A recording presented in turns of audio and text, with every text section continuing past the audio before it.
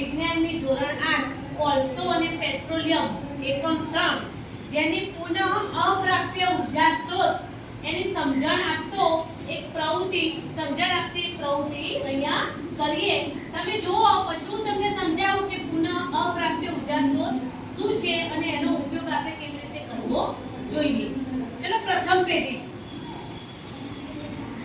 આપણે અહીંયા જે ત્રણ નમૂના રૂપ ખાદ્ય સામગ્રી લઈ સિંગ અહીંયા છે ચણા અને અહીંયા આપણે લીધી છે ચોકલેટ।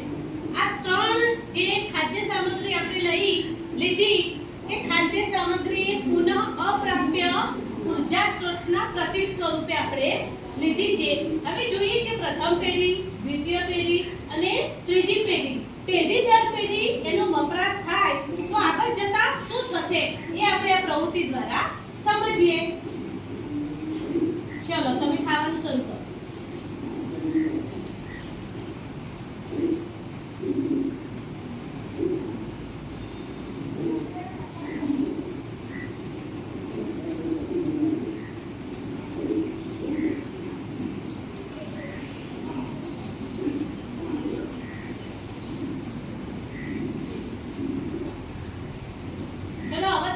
બીજી પેઢીને આપો।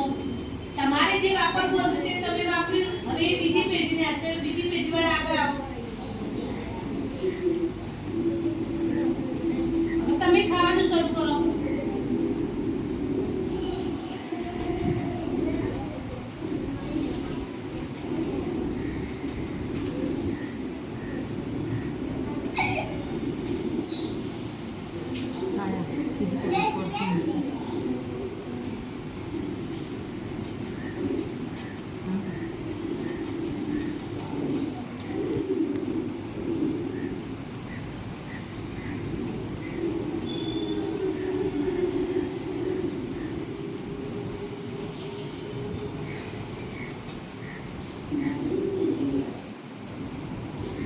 ચલો હવે તમે સામગ્રી ત્રીજી પેઢીને આપો। તમે સાઈડમાં થોડા ખસી જાઓ। ત્રીજી પેઢી વાળા આગળ આવો। હા લાઈનમાં ઊભા રહી જાઓ। બીજી પેઢી વાળા આગળ આવો। તમે ખાઓ, તમે ખાઓ, તમે પણ ખાઓ। વચ્ચે સમજણ પણ વચ્ચે આવતી રહે। તમે ચોકલેટ ખાઓ, બધા ખાઓ।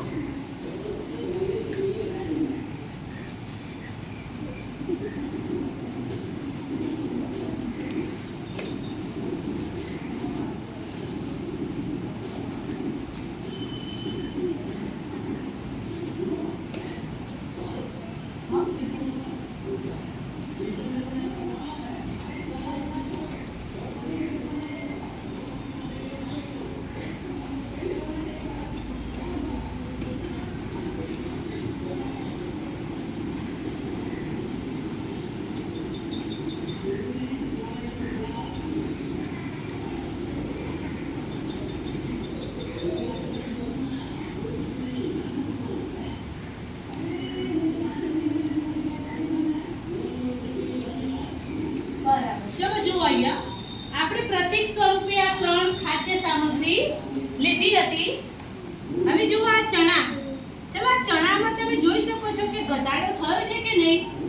ચણા જે હતા એના કરતા ઓછા થયા છે કે નહીં? જથ્થા એના પ્રમાણમાં ઘટાડો થયો કે નહીં?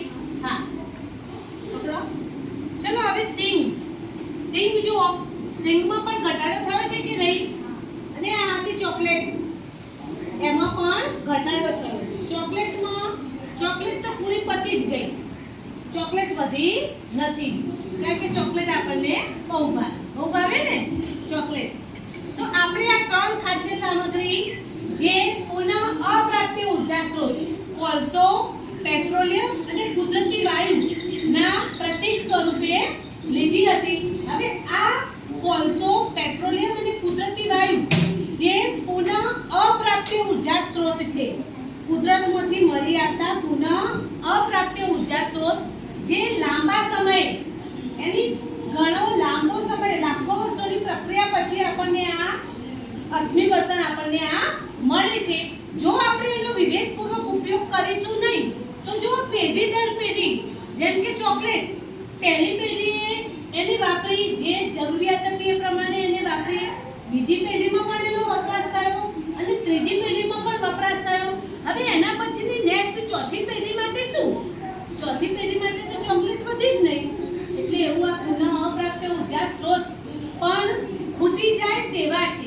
એટલે કે જો આપણે એનો વિવેકપૂર્વક ઉપયોગ નહીં કરીએ તો નજીકના ભવિષ્યમાં આપણા પછીની પેઢીને તે વાપરવા મળશે નહીં. એટલે આપણે એનો વિવેકપૂર્વક ઉપયોગ કરવો જોઈએ.